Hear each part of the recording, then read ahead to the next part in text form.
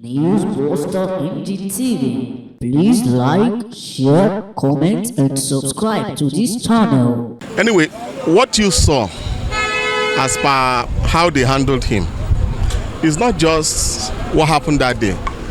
There's been some build up to that event you saw. Now, point is this, okay?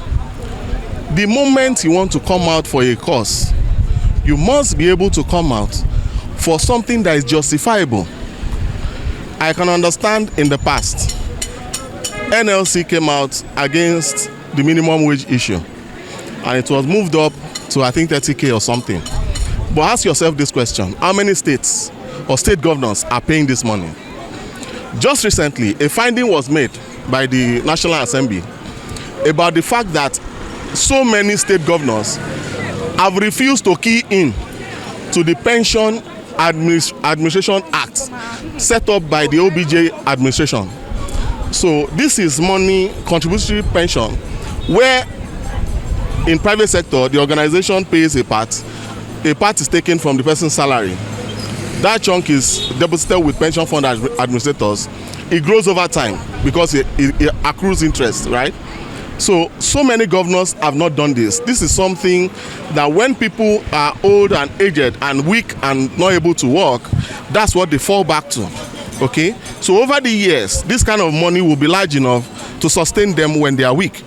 The point is this: what has NLC done in the light of that kind of revelation, that so many state governors have refused, some 8 years, some 6 years, some 12 years, that they haven't paid pension? This pension that is backed by the law. Okay, so today you come out against a particular fuel subsidy that was taken from a particular amount, so maybe 185 or thereabout.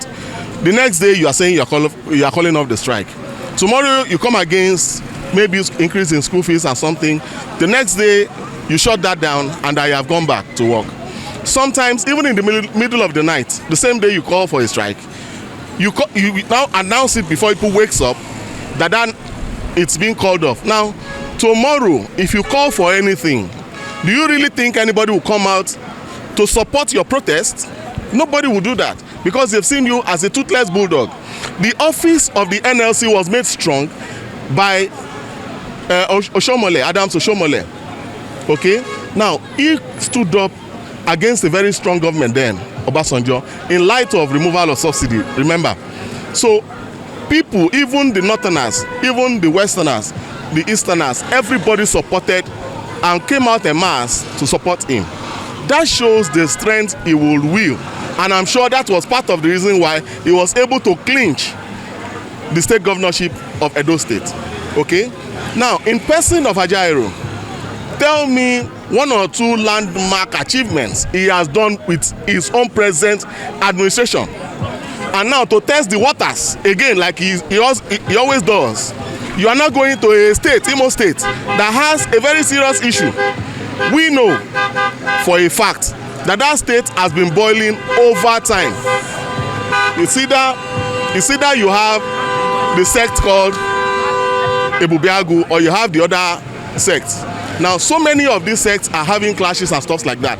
Even the state governor is trying to calm a whole lot of things. That's a heated state. You now feel this is the right timing. See, leadership comes with a whole lot of thinking. You must have a strategic team. Who thinks for you? Who does a risk assessment in terms of security, not just in terms of money or what, or your agitations? Okay, fine, even your agitation would have to hurt some people. So before you even start it, even the people you are going to do this against also have a plan to stifle you or water down your protest. So you're going to a heated place. It's just like you going to a war zone. You understand? That's exactly what he thinks. He thinks the people in that place are stupid. Of all the problem bedeviling this country as at today, that the currency is jumping up. Today now you hear 1,200, tomorrow you hear 1,000, next tomorrow you hear 1,100, next tomorrow you hear 950, and stuff like that. A whole lot of things that are bedeviling us. Now, even the issue of the fuel. Today you have supply, tomorrow you are having epileptic supply and stuff like that. He is not prioritizing that.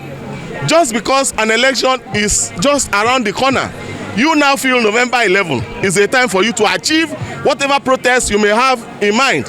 As a reasonable Nigerian, even myself, I'm not even an NLC person, wisdom should tell me that I should wait till the elections are over and maybe a new administration takes over. Then I can now come out to discuss. You don't come out guns blazing over any issue whatsoever. So as far as how he was treated, because he's a fellow Nigerian, I pity him. I pity his situation. But unfortunately, he didn't put on his thinking cap. And most of the team he's working with has to sit down, go back to the drawing board, and understand the fact that you're an NLC president or team does not shield you from any kind of chaos going on in any state. In fact, if anything happens to him, I'm very, very sure they won't get the kind of justice, or his family may not get the kind of justice they want. This is Nigeria. You have to say the truth. So he should go back home, sit down, tend to his wounds. Maybe when he's done with the hospital and stuff like that, he should go for a mental checkup to arrange his emotional balance. And then when he's done, then he can now come back and look at the problems of Nigeria and not just Imo State, and start from there first. The way they beat Nigeria Labour president is a bad omen, bad sign. They have the right to protest. And this government, what they are showing, whether it's a state or federal, you don't beat a president. After you have arrest, you have the right to arrest, not pity him, instead of wounding him. Very, very wrong. I think Tinubu government, and I believe Tinubu believe in democracy. You don't take legality action against people who are protesting legitimately under their right. It's an insult. What do you think the whole world will be watching? It's very, very wrong. What happened in Imo State yesterday is to show that the government is arrogant, and the Imo State government is arrogant. Even accusing the police. What would the police do? Sometimes you see every protest, you see counter protest. Government will bring their own to counter the opposition. It's very, very, very, very wrong.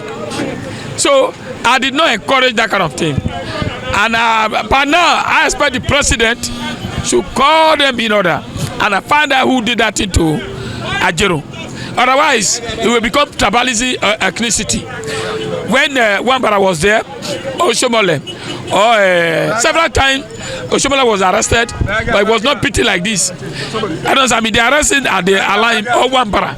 So it's very, very wrong what they did to him. I don't support that. They have the right to protest, because if you still see the labor as the mouth of masses who are working under government or state, because every Nigeria be docile. I mean that they have the right to protest. It's wrong, condemnable. I condemn it, and I don't like that.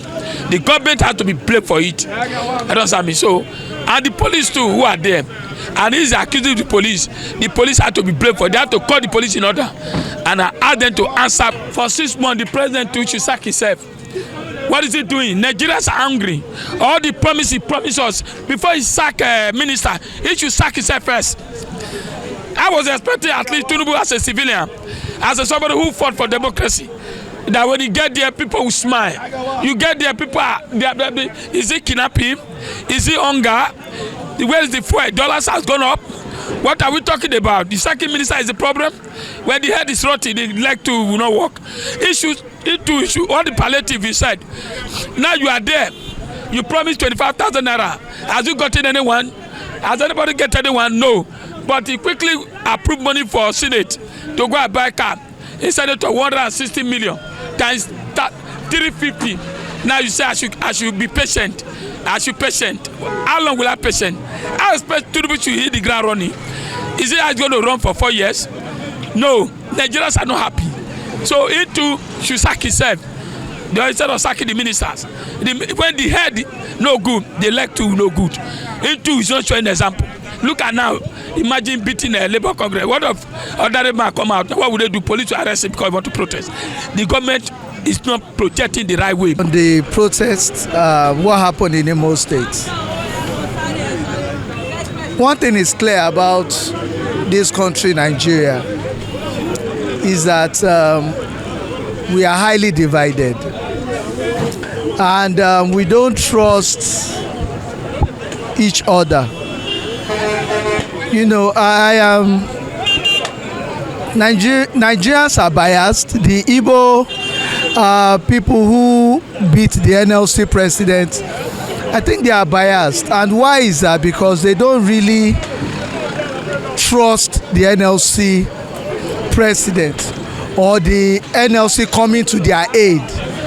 So this is as a result of what is clear in Nigeria, that Nigeria is very, very divided. And there's a deep root of misunderstanding going on in Nigeria. So it's a pity that all these things are displaying before our eyes and in our generation. And if we don't do what we are supposed to do, because every institution is failing in Nigeria, a lot is failing. Our education is failing. Our even money is failing. Everything is failing. So, and if this is happening before our eyes, and we are not standing strongly to kick against this menace that is happening in our country, I sorry what will happen in 40 years to come. If our generation have gone, what the next generation is going to see, I sorry for the next 80 years of Nigeria. I really sorry, because it's a pain that nothing is working right in Nigeria. The NLC, it was supposed to be a protest led by the NLC chairman himself, Joe Ajaero, and which eventually became violent from what we gathered, and Joe Ajaero was brutalized and arrested, though police claimed that it was a protective custody. But for me, I think it is unfortunate. I think it shouldn't have gotten to that extent. The protest was meant to be a peaceful, not violent one.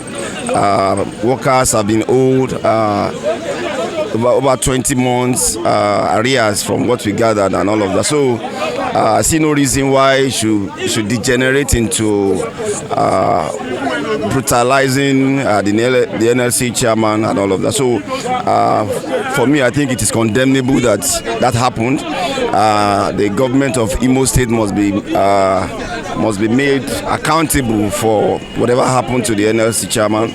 And I also expect the Labour Center in that state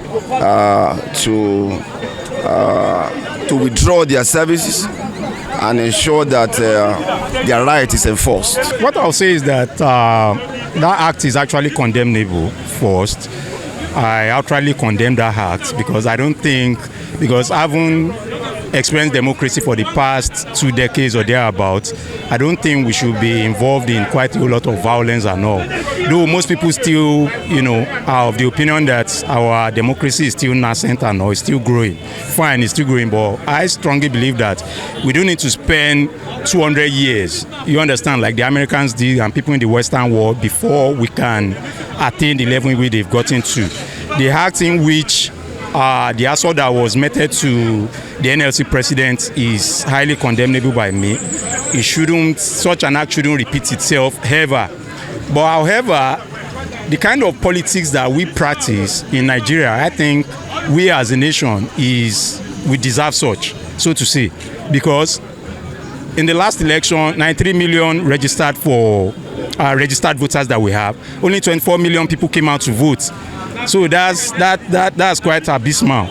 Out of 93 million registered voters, 24 million came out to vote for the presidential election, and so more of less of voter turnout in some of the gubernatorial elections also. So when people come out now to express their angers on things that they are seeing, is for me is what we deserve. You understand? Because as far as I'm concerned, I strongly believe that 5% of the total population of people that we have can create an uprising. You can imagine having, at least in Imo State, maybe plus or minus, we have a population of there about maybe about 4 million or so. If like 1.5 million turn out for the gubernatorial election that they've been having, you know, they have an off-cycle election, they will elect someone that ought to be there. They won't be having these issues of who's on Diba and what's the name of this former senator that was removed or so. You understand? But now I will advocate for more Nigerians to come out to participate in elections so that we won't be experiencing this negative trend that we are experiencing. You understand? That's just what I would advocate for. Nobody should see it as, because so many people have been saying that, okay, I won't participate in election again, I won't do this, I won't do that, and everybody should, like, I have my voter's card here. If you want me to bring it out, I'll bring it out. I have it here. You understand? Because it was when I felt that, okay, I have responsibilities, I have decisions to make. That is when I have the belief that, okay, I need to contribute my own quota. You understand? So Nigerians can't just be laid back thinking the kind of governance that they wish for will just fall on their laps. It doesn't happen that way. So what was meted to Joe Ajaero is outrightly condemnable. Such an ugly incident shouldn't repeat itself. And I want, justice to be done. I want the authorities to take its course. You understand? Wherever the hearing party that needed to be disciplined should be made as a scapegoat.